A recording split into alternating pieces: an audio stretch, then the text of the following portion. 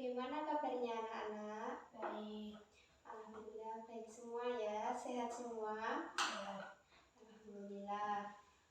Baiklah, sebelum memulai pembelajaran pada hari ini, marilah kita bersama-sama membaca basmalah ya, agar materi yang kita dapatkan pada hari ini dapat bermanfaat bagi kita semuanya. Bismillahirrahmanirrahim. Sebelum kita memulai materi, Ibu akan mengabsen terlebih dahulu ya. Yang hadir siapa saja? Bidadari, Saya Bu. Devinka, Izin Bu. izin. Rara, Sakit. sakit. Kemudian Eli, Izin. izin. Baiklah, kalau begitu yang sudah hadir, ini sudah Ibu absen ya.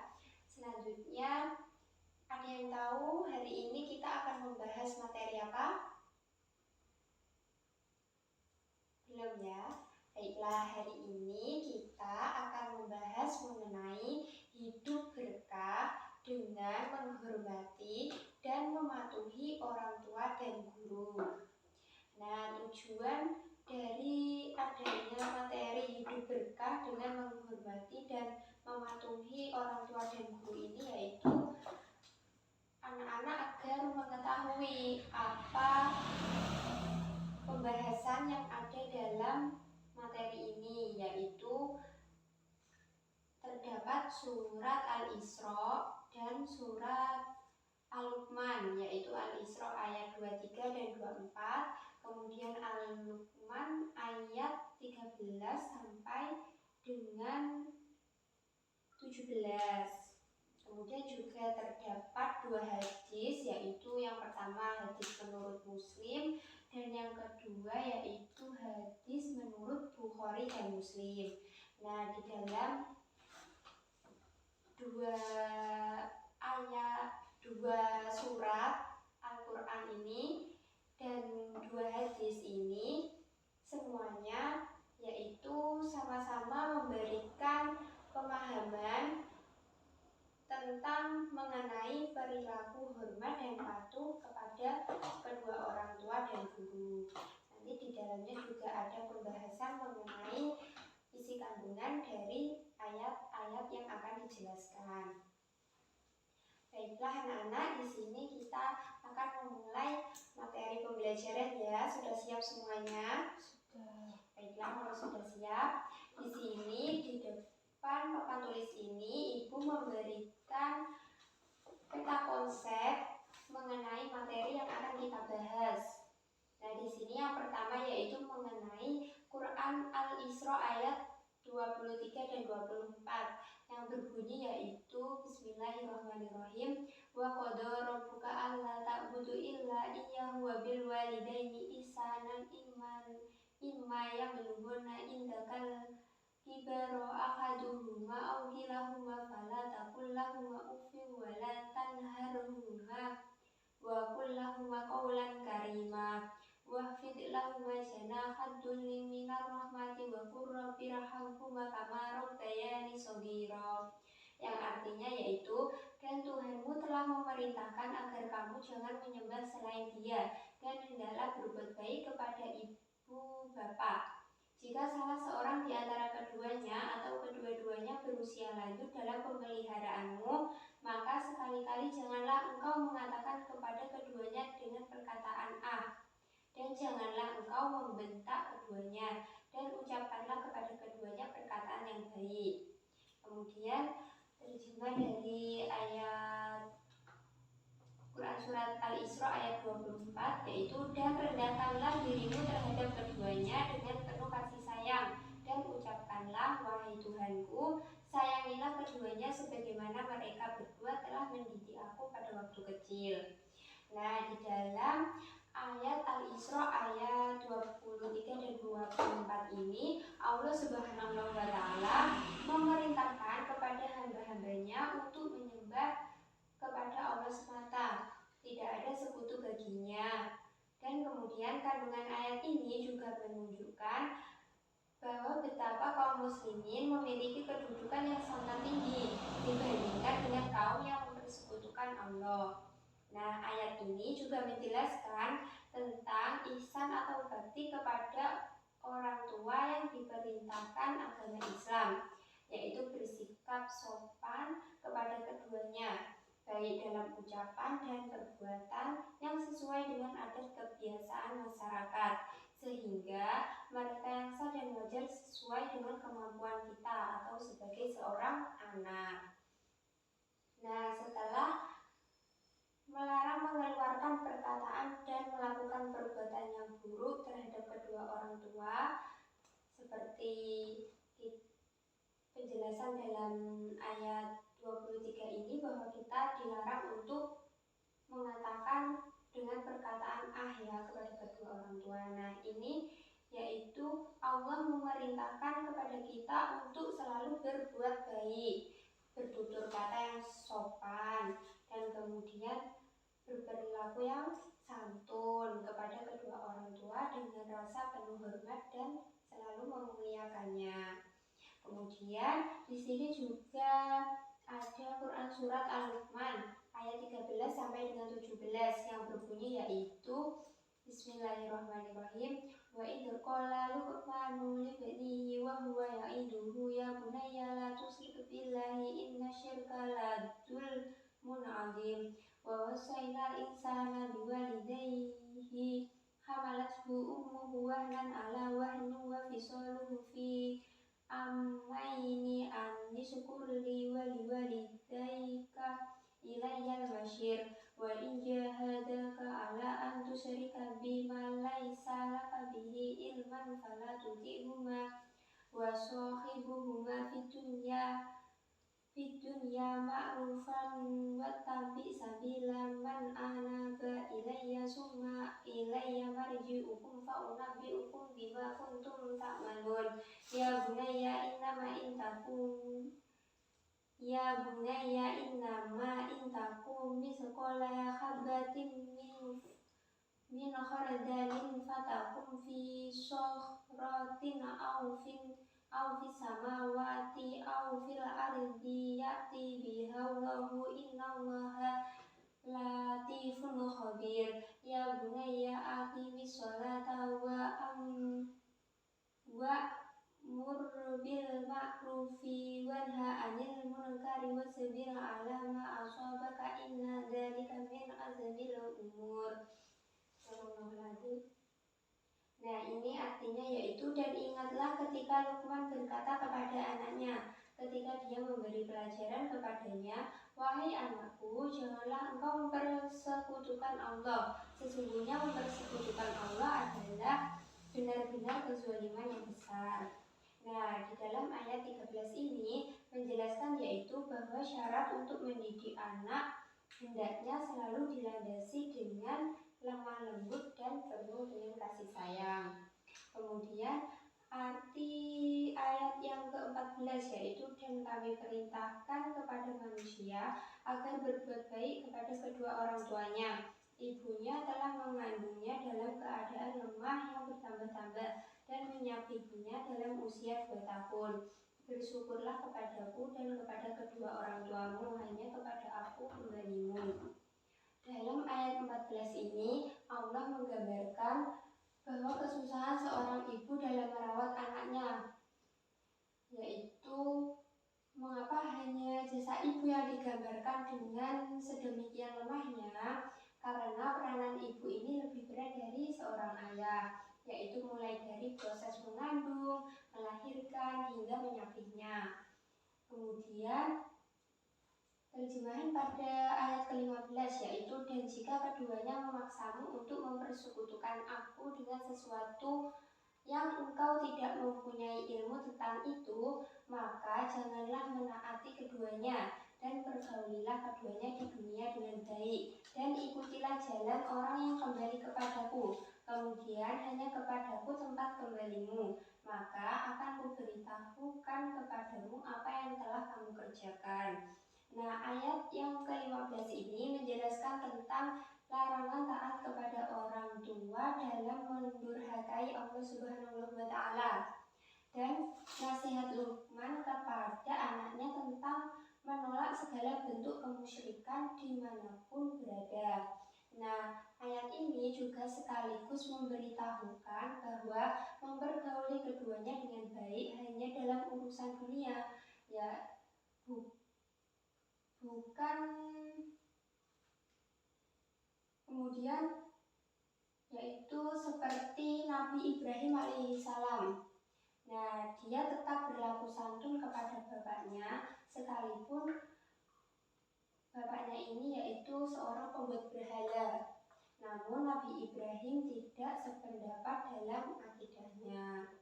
Kemudian terjemahan ayat ke-16, yaitu Luqman berkata, "Wahai anakku, sesungguhnya jika ada sesuatu perbuatan seberat biji sawi dan berada dalam batu atau di langit atau di bumi, niscaya Allah akan memberinya balasan. Sesungguhnya Allah Maha Halus, Maha Teliti." Nah, ayat ini menggambarkan bahwa kekuasaan Allah Subhanahu wa Ta'ala dalam menghitung amal manusia ini berapapun sedikitnya. Kemudian terjemahan ayat ke-17. Ayo dibaca, coba Bidadari. Wahai anakku, laksanakanlah salat dan suruhlah atau manusia berbuat yang makruh dan cegahlah atau mereka dari yang mungkar dan bersabarlah terhadap apa yang menimpamu.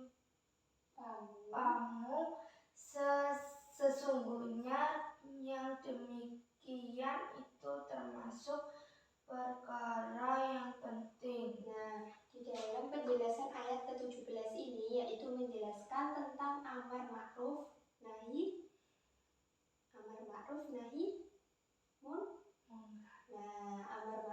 munkar ya. Yang puncak dan pangkalnya adalah sholat. Serta amal kebaikan yang tercermin adalah buah dari sholat yang dilaksanakan dengan benar. Yang selanjutnya di sini terdapat hadis menurut Bukhari dan Muslim ya, yang berbunyi yaitu Sami'tu Abdullahina Amri radhiyallahu anhu mayaqulu ja'a rajula ila Nabi sallallahu alaihi wasallam fasta'danahu fil jihadi faqala ahayyu walidaka qala na'am qala fafihima fajahid. Rawahu Bukhari dan Muslim. Nah, riwayat dari Al-Bukhari dan Muslim ini yaitu berarti aku mendengar Abdullah dan Amr radhiyallahu an berkata, seorang laki-laki datang kepada Nabi lalu meminta izin untuk ikut berjihad. Maka beliau bertanya, apakah kedua orang tuamu masih hidup? Kemudian laki-laki itu menjawab, iya. Maka beliau berkata, kepada keduanya lah kamu berjihad atau berbakti.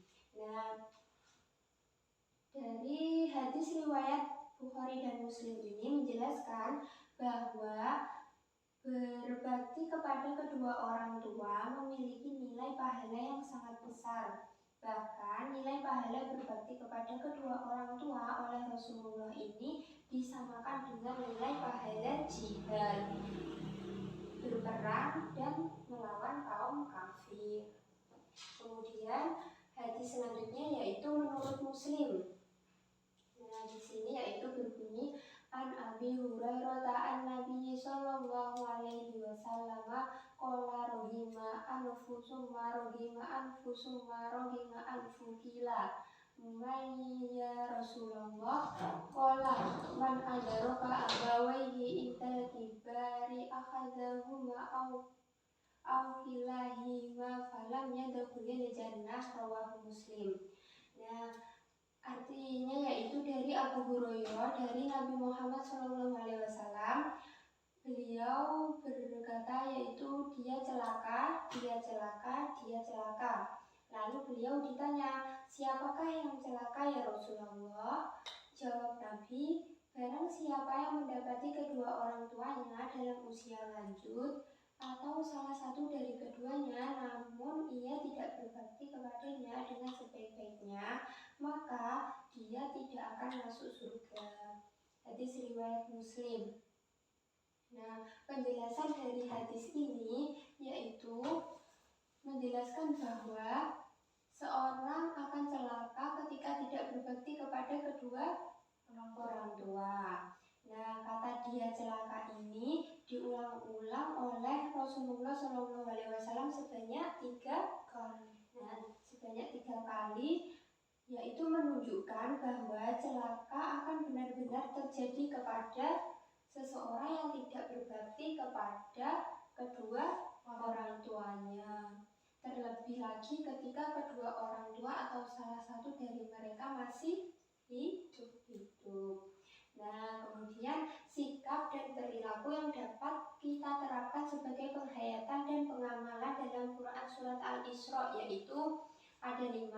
Yang pertama yaitu selalu beribadah kepada Allah dan tidak menyekutukannya. Kemudian yang kedua yaitu membiasakan untuk berbuat baik kepada kedua orang tua. Kemudian yang ketiga membiasakan untuk tidak berkata buruk kepada kedua orang tua. Kemudian yang keempat yaitu selalu bersikap baik dan berlaku sopan santun kepada kedua orang tua dengan rasa penuh hormat dan memuliakannya. Kemudian yang kelima yaitu selalu mendoakan orang tua sebagai ungkapan terima kasih seorang anak. Kemudian sikap dan perilaku yang dapat kita terapkan dalam Quran surat Al-Luqman yaitu ayat 13-17, yaitu yang pertama selalu mengisahkan Allah Subhanahu wa Ta'ala dan tidak menyekutukannya dengan sesuatu apapun.